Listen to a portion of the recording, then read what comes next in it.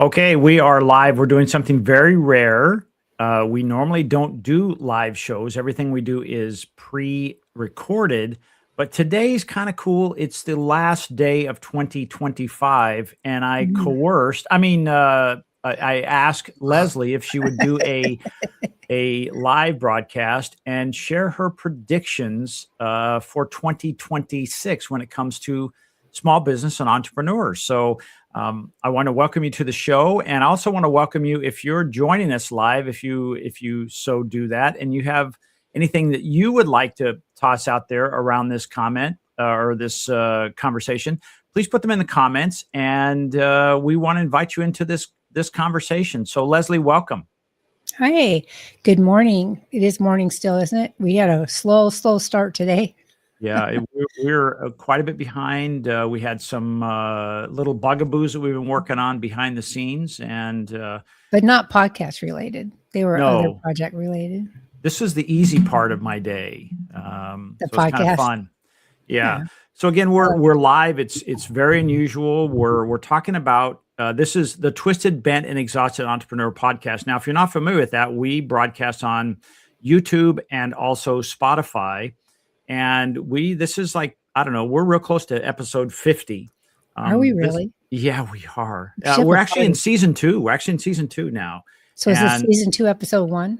no, Or is this I'm the not sure. last one of season 1?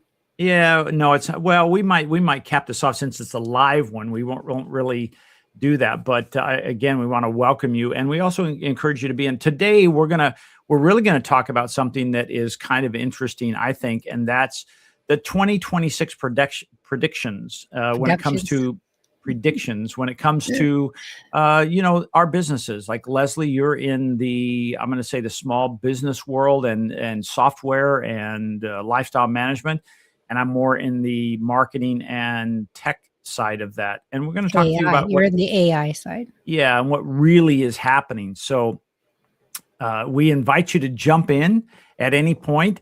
This is one of those things that it's not going to surprise me if Fox or CNN or somebody like that gets a hold of us afterwards and finds out, ask us. No, it's probably not going to happen. I wish. But anyway, so we're just going to talk about so Leslie. Yes.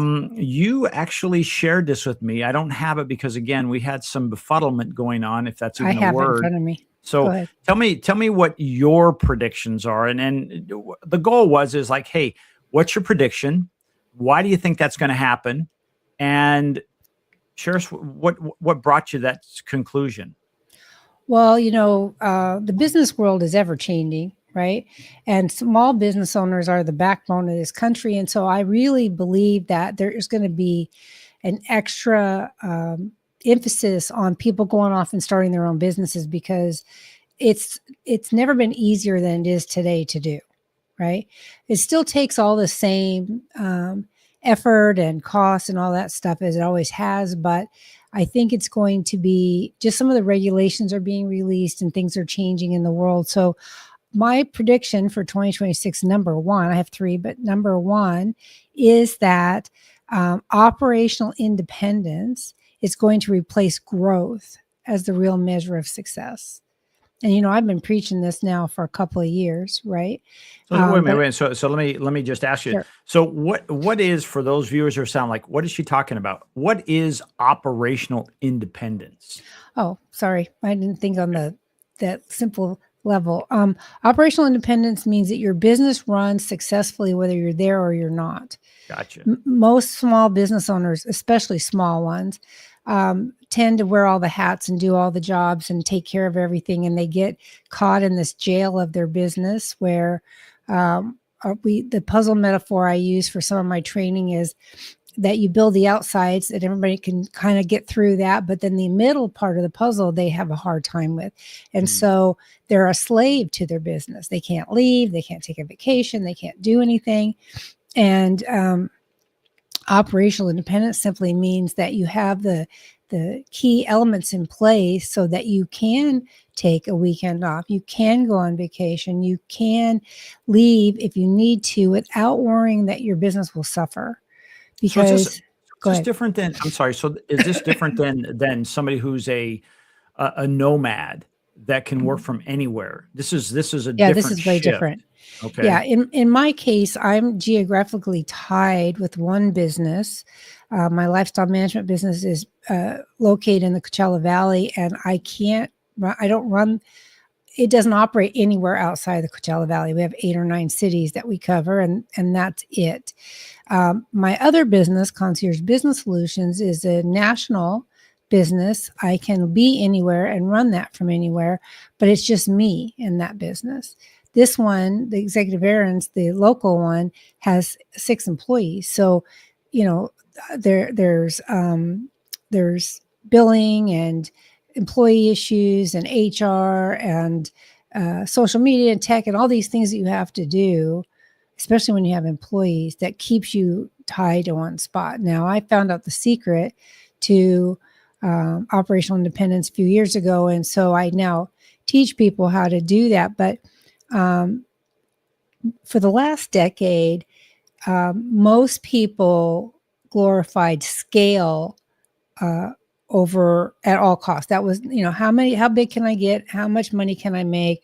That's the key metric by which we measure the success of a business. And actually, especially going forward in 2026, it's going to be how can your business needs to be built on reliance, delegation, and design. That's the key. And I think that you're going to see more and more of that happening. In fact, some of the bigger coaches than me are already talking along that line. Remember, I sent you that link that showed that a very famous, which I'm not going to mention because I want to do the work instead of him, a very famous coach, though, is already preaching operational independence as his new thing for this year. So that's one of the reasons I made this my number one prediction, is because it's becoming very mainstream, and more people are going to hear those words a lot this year, operational independence. Are you predicting this because the tools are now starting to, it's almost like this convergence of tech? Is it starting to now allow that foundational change of, like, you can have some independence as far as operation is concerned, so you're not wearing all the hats, you're not working 24/7, 6 or 7 days a week? Is that what's causing this shift? Is why your prediction is? It's part of it. Although if you don't know what the best tools are to use for your particular business, is not going to be helpful, right? Not only do you need to be able to identify the best fit for your particular business, but you also need to be able to understand how these tools work and how they think and how you can leverage them for your business. For example, my Essential Elements software database is completely, it automates all the foundation of your business, right? It automates everything and streamlines it into workflows, and the training and education comes with it. So when people are trained on how to use this data collection system properly, then all these things that you were doing manually can be automated and saves you a lot of time. And then you push the responsibility for keeping the data accurate to the people that work for you or whoever helps you, right? And so you can rely on the integrity of the data. Data is key in this world. Everything is about data, whether it's AI data, whether it's operational data, whether it's financial data. Data is the key to be able to run a successful business. And I always tell my employees, we're really data managers more than we are even concierge or lifestyle managers, customer service focused. If we don't manage the data, we can't provide good customer service. It's impossible. Well, when you say that reminds me of a conversation I just had, was explaining to somebody, we should say, you're no longer just a plumber. You're no longer just an accountant. You're actually a media company. Right. And when you're a media company, really what you need to make good content is you need data. So it really does, when you say, okay, let's shift it out and see what's really in the content, it's really about data, because that data helps us decide, do we post on this day? Do we make this comment? Do we use this language, these colors, whatever? It all comes down to data. And I think you're spot on. But I just want to ask you this. When you're talking about operational independence, is that what do we see as far as the positive outcome of that? Because all of a sudden it's like, I know for yourself, you reach that operational independence, and you were working a couple of hours a week, and without, I probably am going to misstate this, but you seem to be a little bored. Like I there see. wasn't enough for you to do. Probably why I keep creating other things for my other company. We need to get her busy again. Yeah. Well, it's just I've automated everything. So Yeah. I don't have to work the 36-hour days that I used to work, right? I had one licensee tell me that if she had to work as hard as I do, she didn't want to do this industry. I mean, and Yeah. that was an eye opener for me because I never thought about it. You know, when you start out, I started that company 20 years ago. And so when you start, it's just a natural progression. You just get into these routines and you don't have time to go back and reassess anything. You just keep going until about 5 years ago. And I went, oh, this is not working, you know, and here's why this is happening. This gear towards operational independence. First of all, owners are tired of being the bottleneck in their company. You know, I do these 5-day challenges for people, and that's like the number one thing people either admit to me right up front or I point out to them when they don't see it, is that they personally are the bottleneck to growth in their business. It's a constraint that has to be overcome, and there's only two ways to overcome it. And one is to hire people and delegate to them, or outsource tasks to people, or you can write policies and procedures so that when you do hire people, you can train them so your systems are consistent and accurate all the time. Burnout also is no longer a badge of honor. You know me, I used to kind of almost brag that I had worked 36 hours in a row. I hate to say it that way, but I'm a realist. I know what I was doing. And it was like being exhausted was like saying, oh, look at me. I'm working harder than anybody else. And that's just not true. That is stupid, actually. Yeah. You know, I ascribe to the 4-Hour Work Week. That's a great book if you haven't read it. And you don't have to work more than 4 or 5 hours a week if your business is structured and you have the right foundation and you have the right tools to be able to have that operational independence. Can I ask you The a other question thing on is, that? Sure. You know, when you talk about the 4-hour work week, is that one of those things? And I kind of snap your chain every now and then about that. Is like, is that because of where you're at, you're able to do that? But somebody that's brand new, you know, you're going to have to put in some time. Or are you saying, hey, this operational independence can happen from day one? I believe it can. You know, there's some effort that you personally have to do: marketing, networking, brand building. Those things take time and you have to do them yourself. We've had this conversation on our podcast about how face-to-face marketing and networking is so critical because we all kind of got out of it during COVID, but it's critical today because people want to get to know who they're working with and they want the experience. They want to feel how things are. We're so divided as far as, or isolated is the word I'm looking for, because of social media, because of doom scrolling, because of being on our phones all the time, that as human beings, we crave that personal interaction. And you know, when you run a business, when you start your own business, you're working in a vacuum. It's just you and the computer, right? So the in-person networking and marketing is very, very helpful. But if you lay the proper foundation and you start with the right tools and you start with the documentation you need to structure your business properly, even if you're doing the work all yourself to start with, you're going to be miles ahead of where we were 10 and 20 years ago trying to start these businesses, because we were just flying by the seat of our pants. And there's no need to do that anymore. Is that Right? it kind of like, and again, I'm just going to break it down real simple for us simple folks here, is it's almost feels like we're in a space and time in our world where we're saying, hey, you can take the horse and buggy if you want to, or you can take the car, and the car will get you there faster. It has air conditioning and heating. You can roll up the windows. You won't get bugs in your teeth. And it has a really smooth ride, or you can do it the other way. Is that kind of where we're at now? And it's still just a choice there. You know, I remember there's a gal, really smart young lady, Cody Sanchez, and she says, you know, you have a choice. You can work for somebody, and that's hard, or you can run your own business, and that's hard. You just get to choose which hard it is. That's and true. So you can take the buggy or you can take the car. But it's not going to be easy. It's just going to be easier. Yes. Right. It's not going to be easy. No, the statistics on failed businesses in the first 2 years, dismal. I mean, it's like 50 or 75% are gone within 5 years for sure. If you make it to 2 years, you got a good chance, but still a lot of them fail because it takes consistency of effort. It's like teaching your kid to make a bed. If you show them how to do it and then let them try and then they fail and you keep fixing it, they aren't ever going to learn. That kid has to do the same thing over and over and over again, and so do you, right? You have to Reps. you have to build, yes, repetition, consistency, credibility, and you have to put one foot in front of the other, which has always been my thing. Put one foot in front of the other every single day, even when it's boring, even when you're exhausted, even when you just don't feel like getting out of bed today.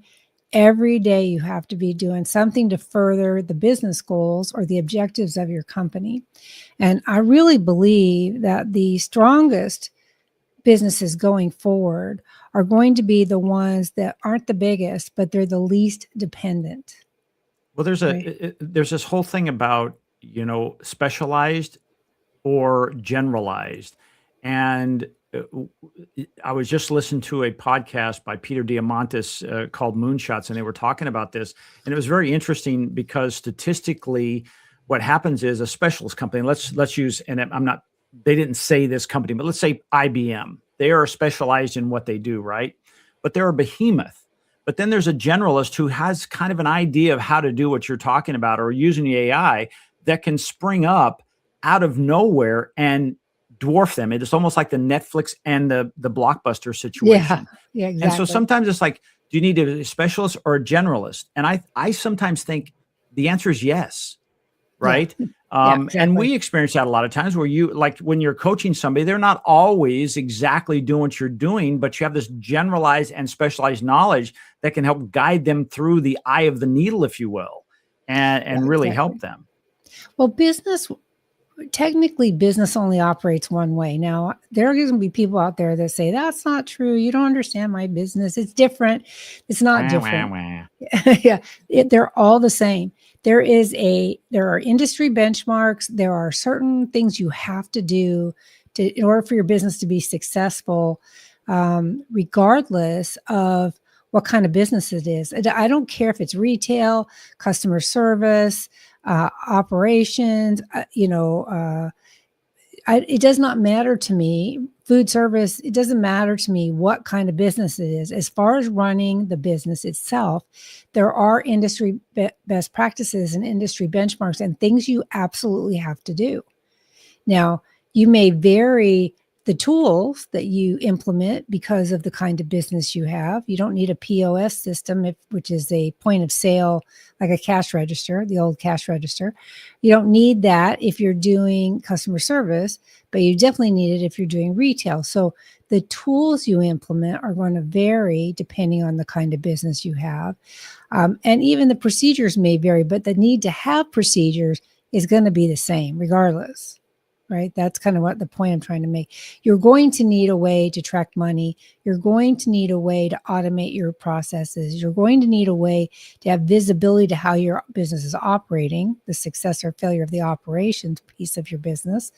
You're going to have some way to manage resources, whether you outsource to a specialist or you hire help inside. Right. So these things you have to have regardless of the business type. But you're saying now, with your prediction, the first prediction, we're going to go to the next one here pretty quick, is operational independence. So we're not going to have to be working, because now it's not like, okay, I'm recording every sale on a receipt and tearing it off and give it to the customer, and then I've got to figure out the receipts at the end of the day. All of this is automated Automated. now with the tools that we have that all of a sudden are freeing your time up. It's just like your software. I remember when you said, hey, it's going to save you, X number of 40 hours hours a week. Yeah. a week, that now you can say, well, that's putting time back in my life. And I'm doing it now for the fraction of what I would pay if I were paying myself or someone like me. So it Right. gives me that operational independence. So I love that. So if that's good, are you good to go to number two? I just have one more comment to make on number one, and that is that when I do these 5-day challenges, which I talk about on here a lot because, first of all, they're my heart. I love to do them for people to help them identify opportunities in their business. But I ask every single company I work with this question: how do you define success? And almost 99% of them, I would say 99% of them, all say the number of clients I have, the number of dollars I sell, the number of my profit margin, something of that. And going forward in 2026, that is not my definition of success, and I don't think it's going to be a lot of other people's, because the definition of success is going to be how tied to the business am I. Right? When I can walk away and it still runs properly and it still makes me money, that is success to me. Right? Yeah, So I would think that would be success for a lot of people. Yeah. If they think about it.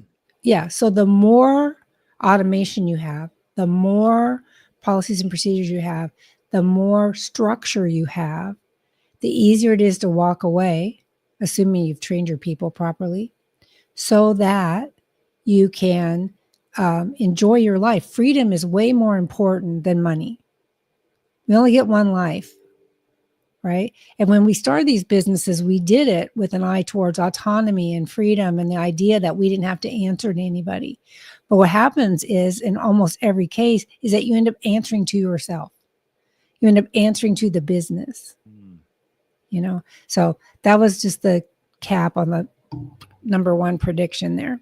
Okay, so the first prediction for 2026 is we're going to see operational independence come to more mainstream. Is that fair enough? Yeah. Okay. Yeah, so what's your second prediction?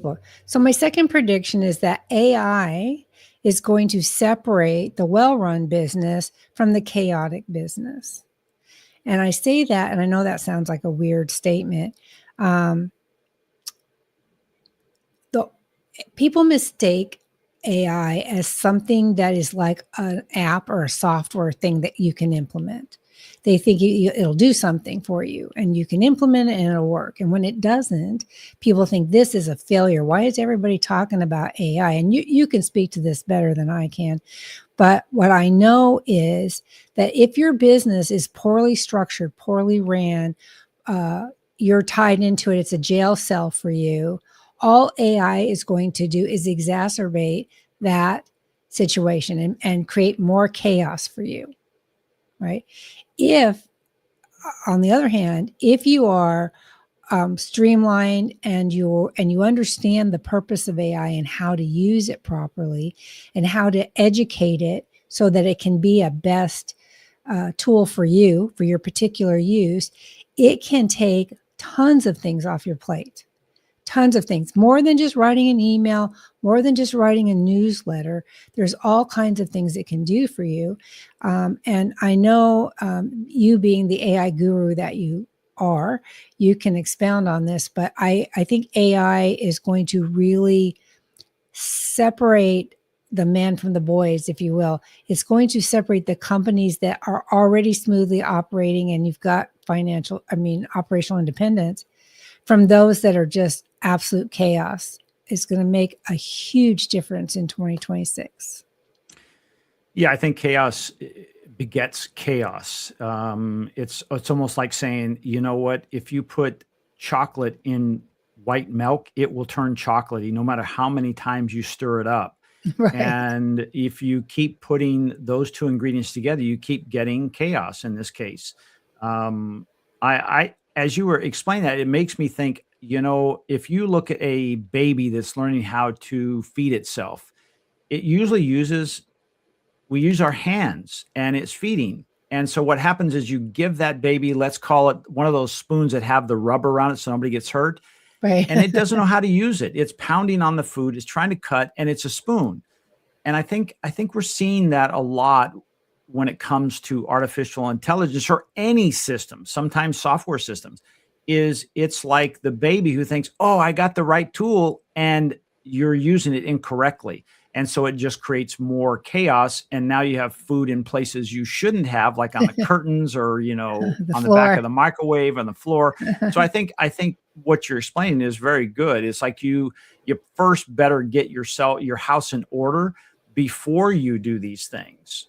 Yeah, the owners who skip foundational structure, making sure that the foundation of their business is strong, and who has implemented the tools to automate as much of their business as possible, will be able to integrate AI much better than somebody who's trying to do it. And actually, what AI is going to show a lot of people is that whether or not their business was designed to operate properly or productively or profitably, it's going to expose a lot of the holes. And it's going to do that either through outright saying, yeah, you can't do that, or it's going to just not work right for you. And people are going to get frustrated and throw it away thinking it's just a fad. And it is not. It is not just a fad. Yeah, it's not. I look at it as one of those things. It's like we move from one type of economy to another one, and it's almost like, there was a day where the majority of people in America worked on farms, and then it moved to the Industrial Revolution, and now it's less than 5% of our total workforce is on a farm, and it took a long time and a lot of infrastructure building to make that shift. This time it's happening in my opinion, it's happening much faster. Much faster. And so I say that, if you're a business out there who's not using some of these new tools, before you jump into it, as you say, make sure you have some foundations in place to say, first of all, am I running my business on bedrock or sand? Because exactly. No matter what you do, you can hire Leslie as an example, as a coach, who's one of the best in the country, if not in the world. And if you don't have the foundation stuff in place, it's still going to be messy. Yeah. And so I think that's something that I would highly recommend is before you move forward. So again, your prediction, if you restate that again. The AI is going to separate the well-run businesses from the chaos. If your business is all over the place and you're working 36 hours a day, as I'm ashamed to admit that I used to do, it's going to expose that for you. It's not here to replace jobs. Okay. Yes, there are going to be jobs that do get replaced.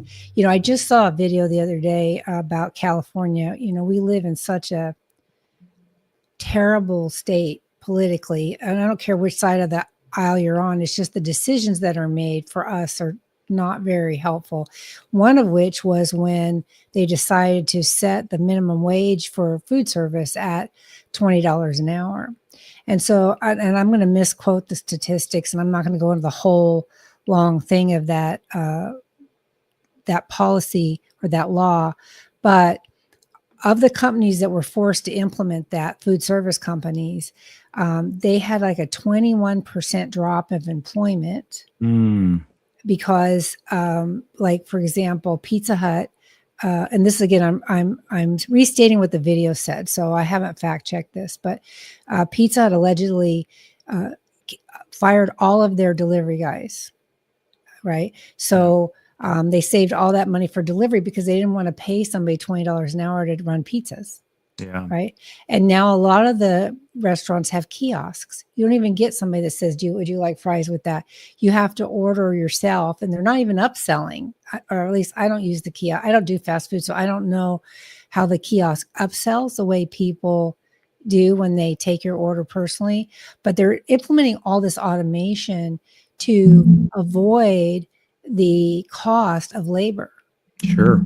That can happen, but somebody has to make those kiosks, and somebody has to program those kiosks, and somebody has to maintain that as the menu changes or pricing changes. So there are jobs for human beings, even in that context. It's just what you do has changed. Well, on that same thing, first of all, if you're just joining us, my name is Jeff Harrison, along with Leslie Spoor. This is the Twisted, Bent, and Exhausted podcast. We're just doing it live today, and we're talking about our 2026 predictions and what really is happening. We're on the second phase of this, and as Leslie was stating her second one, which was, cutting I'm going to say the haves from the have-nots, because, a well-run company is going to only accelerate. And a company that's not well-run, one of the things about AI is it adds speed. So it's almost like your car is now going downhill with a very sharp turn. It's now getting faster and harder to control. So that would be no kidding. Yeah, that'd be the upside or the downside of now injecting it with adrenaline or AI.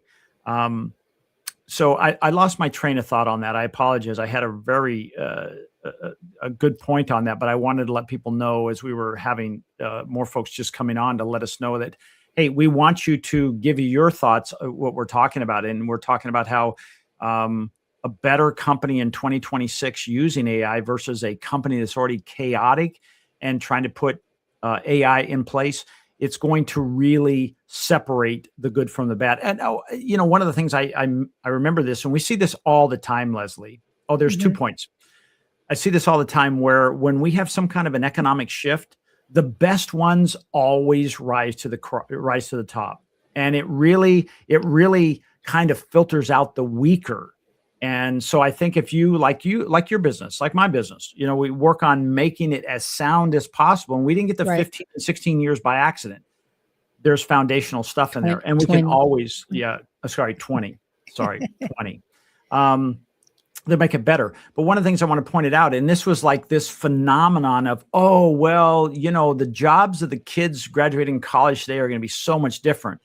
And I heard this was interesting, that when surveyed graduates from like 5 years ago, only 25% of them are actually working in the fields that they graduated from, because we're living, like you started at the very beginning, we're living in an ever shifting world. So I think we have to be somewhat, shapeshifter like, and be able to say, you know what, things are changing. We've seen this in our business. I know for a long time you said, Jeff, stay in your lane. I'm like, I'm trying, but my lane is all over the freaking map to try to figure out how to do this.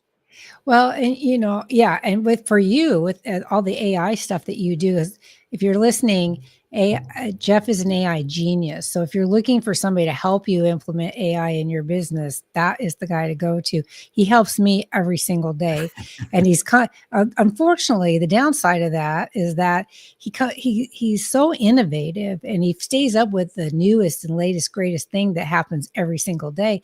He says to me, "Oh, now I can do this." And of course, then I want to do that also, and so I have to kind of curb myself back in too, because otherwise I just keep making products and I don't sell anything. So I got to work on that. But what I'm saying is that he's brilliant at this stuff. And there will always be, for example, I just posted a thing on Facebook yesterday. I sent you the link to it. I think it's an Instagram post about what we didn't have in 2000 versus what we have in 2025. Mm-hmm. And we didn't have Netflix, and we didn't have Tesla wasn't a thing, and we didn't have I'm trying to think of some of the things that we didn't have cell phones, smartphones. We didn't have, you might have had a Nokia brick if you were lucky. That's what they said in the video. They didn't have iTunes. They had Napster that everybody tried to steal from, but they didn't have iTunes. They didn't have, there was just so many things. When you go through this list, it will blow your mind on the things that we use. TikTok, X, Facebook didn't exist 25 years ago. Mm-hmm. That seems incomprehensible to me. Yeah. But in 2000, there was no Facebook. So if you go through that list on that Instagram, and that's on my personal Facebook page, it's shocking. So, and now it's happening faster and faster and faster. The innovation, when I worked in private industry, we were always doing these continuous process improvement initiatives. So much so that you just go, okay, here's another one. You just you get used to it. But now, and things didn't really change. People would come up with new ideas on how to make things better. And everybody would buy into it for a minute, and then they go back to the way they used to do it. Today, though, you don't get that. It innovates so fast, and you're not getting a choice on whether to implement or not, I guess is what I'm trying to say. Because just like the algorithms for social media have completely been turned upside down. We've talked about this a couple of times on this podcast, right? That no longer are paid ads or regular standard SEO enough. Mm. And I don't think it's going to be too long before they're obsolete completely. That you now have to have AEO, which is, what is that called? Automated engine optimization or something. Well, we call it answer engine optimization. Answer engine. Yeah. So it's AI. It's, you can look at, if you don't believe me, just go to any browser and ask a question, a search question, like you would have done a year ago. What comes up? Not the top paid ad. It comes up an AI answer. It's answers. Everything is about answers and experiences and how things feel to you, and how do you relate to these things. And so that is a whole brand new, shiny, brand new concept, kind of like your new car that you just got. Shiny and new. Speaking of Tesla, yeah. Okay, Yeah. So what is your third prediction then of Okay, 2026? So my third prediction is that trusted networks are going to outperform algorithms. It's kind of cool how we just segued right into this. Who you can trust is way more important than what you can search, right? So so the Google results, just like I just said, they're going to get less reliable. Online reviews are going to become easier to manipulate because there's so many bots out there. AI generated content is flooding social media. You don't even know what's real anymore, right? What you don't even know what's real. So what you're going to have to rely on is a trusted, vetted network of services or products that you can believe is real. Is that why you, again, thinking in the future, is that why you've started this, and it's not live yet, but you've started a referral network for your 5-day program people in the industry like yourself who say, do you know somebody in Kansas City, or do you know somebody in Winnipeg, Canada? Yeah. Is that why you started that? Well, I wasn't going to disclose that yet, but yes, that's why I did it. It's okay. We can wait till next year. Tomorrow. We're ready to launch it anyway. I mean, we're very, very close. I just need to seed it with some listings, but directories without vetting. There's another directory out there right now that says it's similar to what I've created. It is not, because it's not vetted at all. You just pay them money and they put you on there and they say, here's a directory of people. They don't claim any responsibility for good or bad. I'll give you a perfect example of that. We work in country clubs all the time out here, right? And it used to be in the olden days, back when there were dinosaurs, that homeowners associations did not want to be responsible for referring people. They would, homeowners would come and say, who do you know that's a good handyman? Who do you know that can clean windows? Who do you know can do this?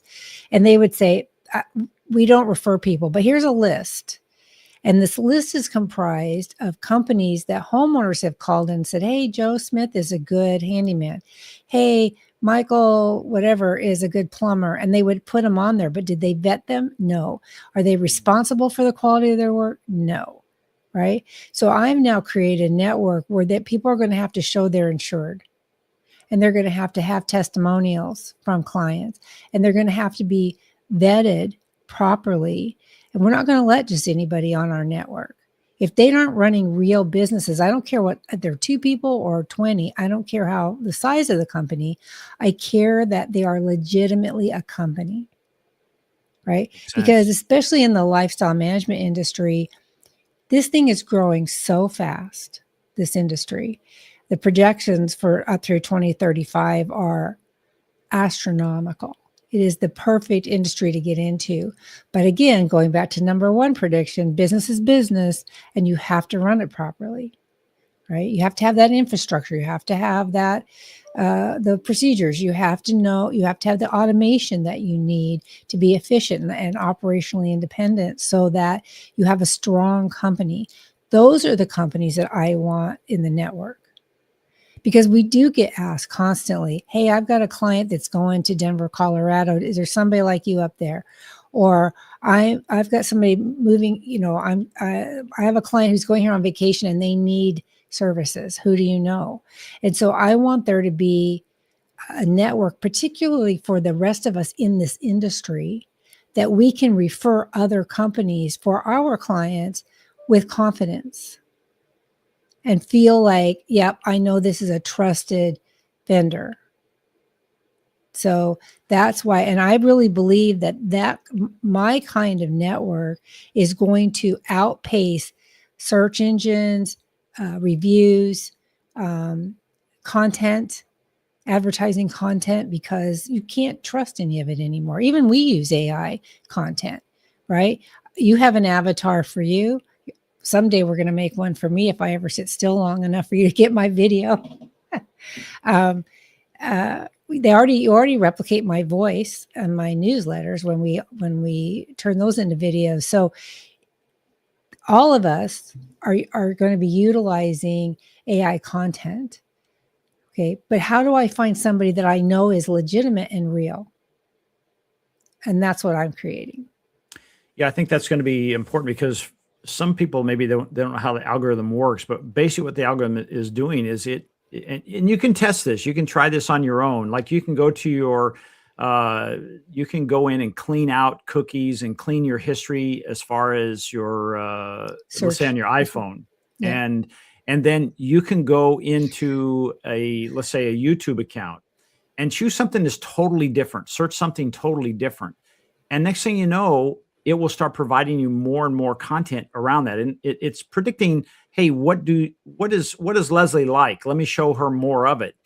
And so I think by having a referral network, you have a trusted group of people who are going, hey, it's not just showing me what I happen to look up. It's no different from saying, we were talking about Nike tennis shoes as an example. The next thing you know, I got Nike tennis shoe ads on my phone, or my Siri or my Alexa in the kitchen says, hey, I have a new message for you. Nike's running a sale. Do you want to order those? I'm like, wait a second.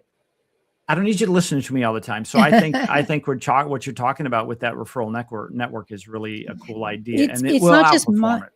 Thank you. It's not just mine. I think referral networks like this are going to become the next big thing, which is why I started making it, because you're not going to be able to trust anything else. You need to be able to go somewhere where there's been vetting done and where those of us in the industry can refer with confidence.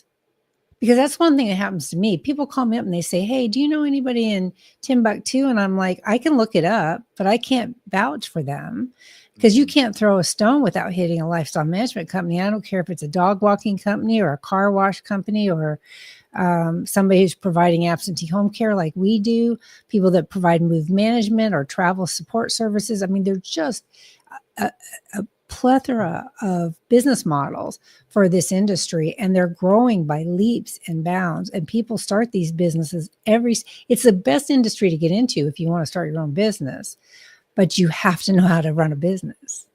Well, it sounds like that's almost, I'm sorry, go ahead. No, it's fine. I was just rambling. I was just going to say that sounds like that kind of piggybacks on your thought of, there's going to be more and more people going out on their own and running their own business as we move forward because of what you said early on in your prediction number one. And I think that's only going to, is the right word, exacerbate the good, the bad, and the ugly, of exposing those people. So I think it's really good to have that. Well, think about it. Let me give you another example just for, I was going to say shits and grins, but I don't think that's appropriate on the. I think you just podcast. Did I say that? I think you did. This is live, so I can't edit it out. So I've been doing lots and lots of presentations to real estate professionals, and 10 years ago, even before COVID, when I would try to pitch to these people, they were like polite but not interested. They didn't really kind of understand what we were doing or why they should work with me or whatever. Now, 20 years in, since COVID, every sort of like COVID's a line in the sand, right? So many things have happened pre and post. They understand what my services are. And I've been here so long, most of them know me or somebody knows me that can vouch for the integrity of our company. So selling to them is much easier. And now, and they say, well, I've been using, so and so, but I don't really know them that well, and I don't know what kind of service they're providing. However, if they had a place to go, so real estate adjacent services to lifestyle management, and say, I need somebody who's vetted, and I can give them somebody because some of our real estate agents, like Brenda, she can connect people in other states, right, her clients in other states to real estate professionals. So if we can also connect a lifestyle management service in another state and know that they're good and we're not putting our reputation on the line, why wouldn't we do that? yeah, that's a good point. So I think I think that that's going to be really big in 2026 and going forward. Hopefully I'm on the cutting edge of it, because I'm the one that's creating one that fits all that criteria, at least for our industry. And it won't be, even healthcare. Look at when you sign up for insurance, you get a list of a directory of doctors that are, I'll say, preferred, for lack of a better word, for that network. And they've been vetted for that network. Hopefully they have been. Okay. Again, there's a lot of networks out there where they don't vet people. And I think that is the piece that is going to differentiate what you can trust going forward, because it isn't easy to become a part of this new network that I'm doing. We haven't said the name of it, and I'm not going to yet because I haven't announced it, but you know what I'm saying is that, or should I? Maybe I should say what it's going to be. It's your call, but I think that's really cool, because I think of a platform called School, SKOOL, and it has grown exponentially. I'm in 4 or 5 of these groups, and you can tell there are some of the groups that will allow anyone in. And then there are some of the groups that they have gatekeepers. And so the people that get in there have certain level of integrity and business acumen. And you can really tell the difference of that, because it's almost like, and we've all had this, right? Where someone on a social media platform wants to friend you. And specifically for me, it's on LinkedIn, and someone will do their homework and say, I think I want to meet Jeff. But instead of starting out with a conversation, I immediately, as soon as I accept it, almost to the T, seconds later, I get an automated message in my inbox from them. And they say things that the first thing goes to my head is like, did you even look at my profile? Yeah, exactly. Like, they're trying to sell me something that actually I offer. It's almost like saying, I want to sell you milk cows. I have a dairy farm. Did you notice that in my, I don't, but that's the part I'm like, they're not vetted. And so what you're saying, I think, going forward is really going to play a very powerful role in the economy going forward, is like, I can trust this person. Yeah. And you have to. It's just the next logical evolution. I've been pushing operational independence for a couple of years. I have my self-study program that is like 40 videos of how to do this without hiring me. You can do it yourself and learn how to do this. We do the 5-day challenge now, so that I can help people one-on-one identify their opportunities and help them create the structure they need. We also have the new network that's coming out. And then we have our software. So, we have all of the products that I've spent, a lifetime feels like creating, but especially in the last couple of years, are all designed for what I see is going to happen for business owners. Right. And so, I'm really excited about 2026. I think it is going to be a huge year for business owners, regardless of the kind of industry you're in.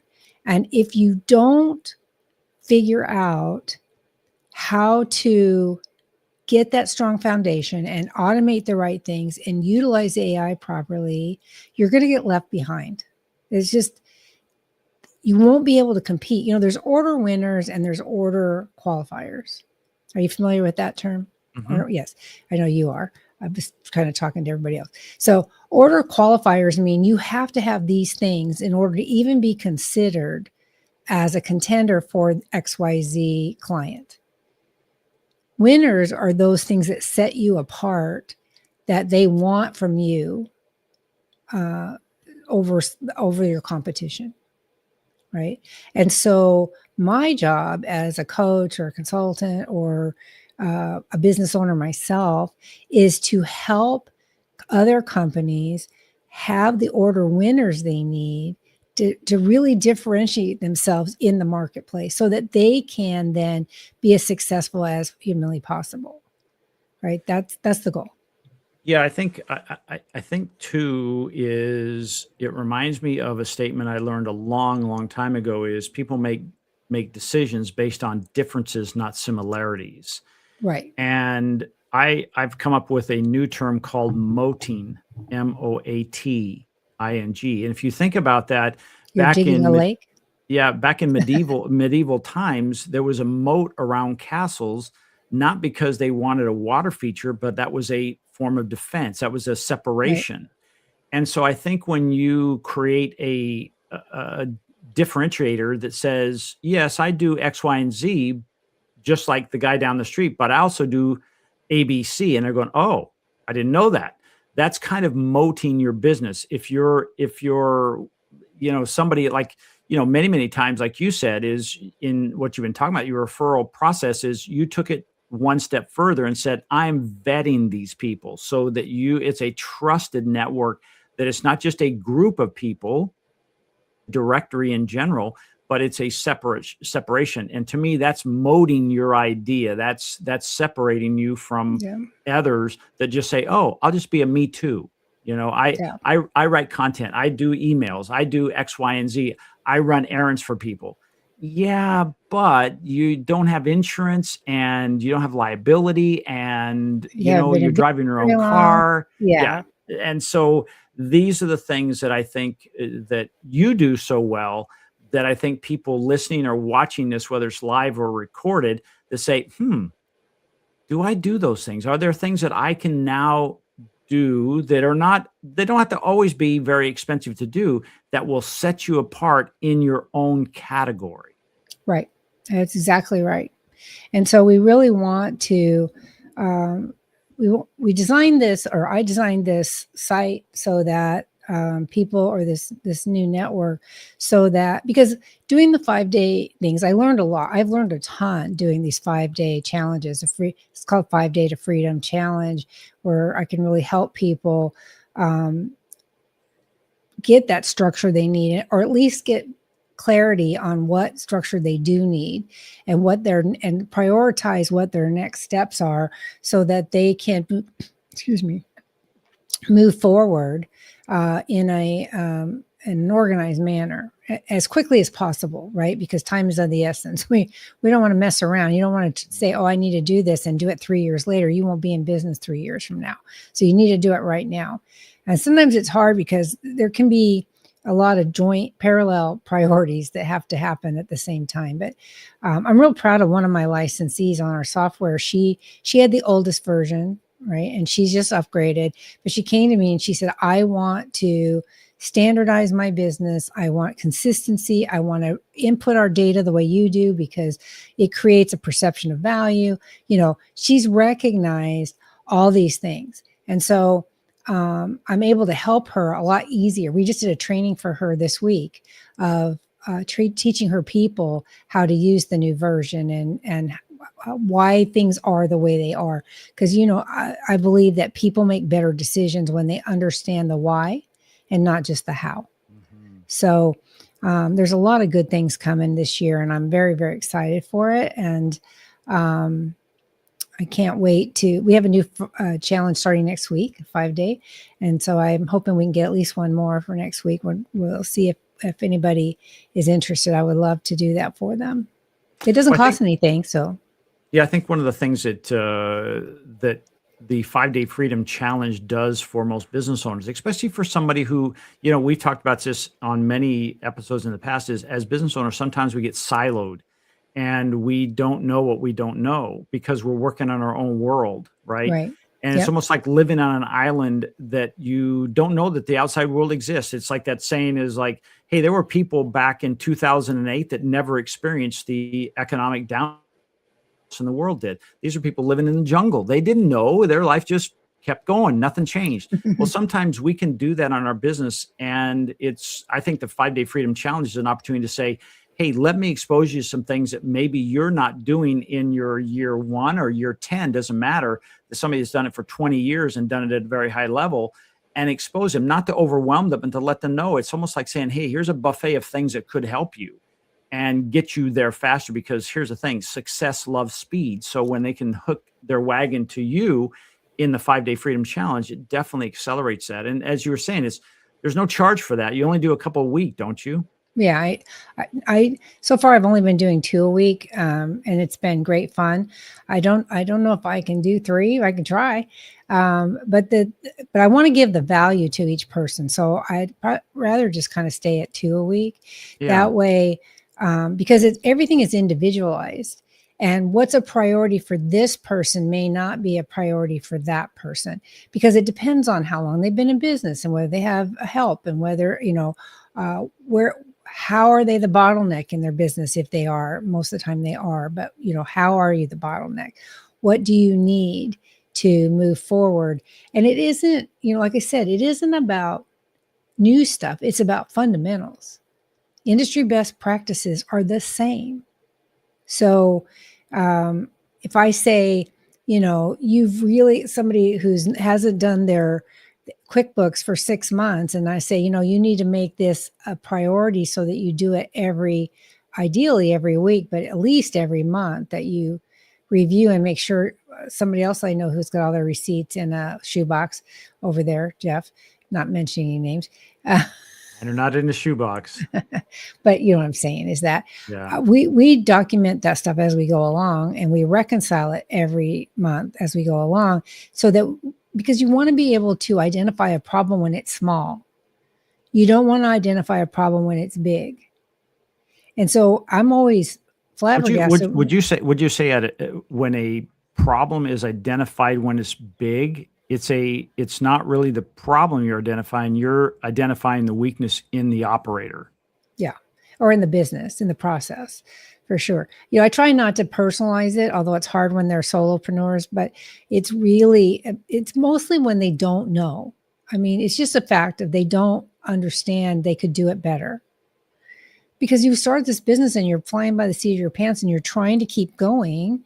And all of a sudden there's, I see it as a river, and there's all these waves behind you. The wakes are behind you, and you don't have time to smooth that out. You just got to keep going. Mm-hmm. And so having somebody bring into your consciousness any issue or observation or improvement opportunity, once it's in your consciousness, it's easier to affect. It's just like when you go to, that's why people go to therapy. They can't see for themselves what issues they have. So you go to therapy and somebody points it out to you. Well, in my case, and I haven't been to therapy in years, but I've spent my time in therapy because I needed it. And when they point out to you something that should have been obvious and bring it into your consciousness, it is much easier to fix or repair or let go of, or whatever you need to do with that understanding. So, it's the same with a business. You don't know what you're right. You don't know what you don't know. And it isn't through any fault of yours. It may just be that your area of expertise is X and you didn't think about Y. And we just need to get you to do something with Y too. So it's not that hard, and it's not rocket science, but it does take an understanding of business and business as a whole. I know so many people that go to other coaches and other consultants, and they've tried other programs, and they come to me and they're like, oh my gosh, we've got video testimonials of, oh my gosh, of people that were like, I didn't realize this is so much more bang for your buck. And if it's zero, you get a lot of bang for your buck. The ROI is very high. Not very high. It's like 1 minute in. But in all seriousness, I'm always happy if somebody learns one thing that makes their business better. They always learn lots of things, but if they learn one, then I succeeded for them. Sometimes that's all it takes is just one. It's not, you don't, it's sometimes it's just that one thing that makes a world of difference. And, you know, I put on the screen there the link to sign up, 5-day. and so the 5-day freedom challenge. And the cool part about it is it's not audio, it's video today, so you can see it on there. And when you go to that, it takes you to a calendar, and then you can look at that, and it allows you to book out with Leslie in advance, and then she gets notification and you start your process. It's a great opportunity. So it's conciergebusinesssolutions.com/the 5-day freedom challenge. And there's a dash between each word there, as you see on the screen. And Leslie, I just want to wrap up today, because this is the Twisted, Bent, and Exhausted Entrepreneur Podcast, and this is a live version. And today we've been talking about the 2026 predictions and what's really happening when it comes to what's really happening in the trenches. And I think you did a nice job of that as far as predicting the three things. If you do me a favor before we wrap up, just in very brief, tell us what the predictions are. Don't go through each one of them, and just tell them, hey, what your three predictions are again. Okay, I have them written down so I can't forget. So operational independence is going to replace growth. The strongest companies won't be the biggest. They'll be the ones that are least dependent on them. Number 2 is, whoops, what happened to number 2? I lost it. Here it is. Number 2 is AI is going to separate the strong businesses from the weak. It's going to showcase, if you're in chaos, it's just going to make that chaos worse. So AI won't replace you in 2026, but it will reveal whether your business was designed to run efficiently or not. So that's a key point. And then number 3 is that trusted networks are going to outperform algorithms.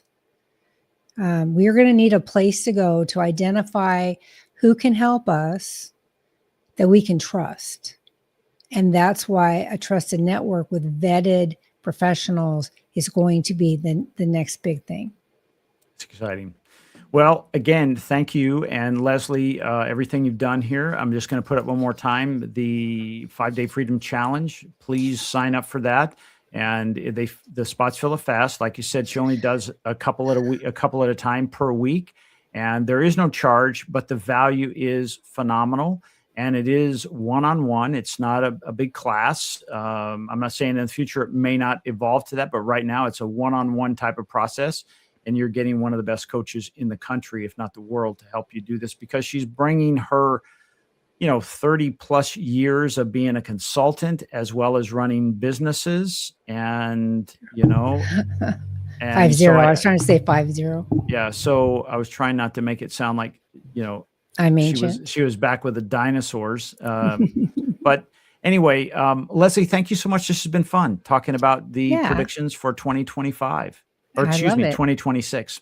All right, I guess I'll have to say I'll see you next year, Leslie. And thank you for doing a live show today. It's not normally our MO, but I kind of like this process. Of course, it'll make my job very easy because it requires zero editing. When we hit end the stream, it'll be over. I can go do my thing. So, and no music. I'm so sad. Yeah. Well, no Leslie, dancing today. Yeah, Leslie, Happy New Year. It is the end of another year. We've made another full trip around the sun, as they say. And here we are, safe again. So take care, and I'll see you next year. Bye, you guys. Bye-bye. Thanks for watching.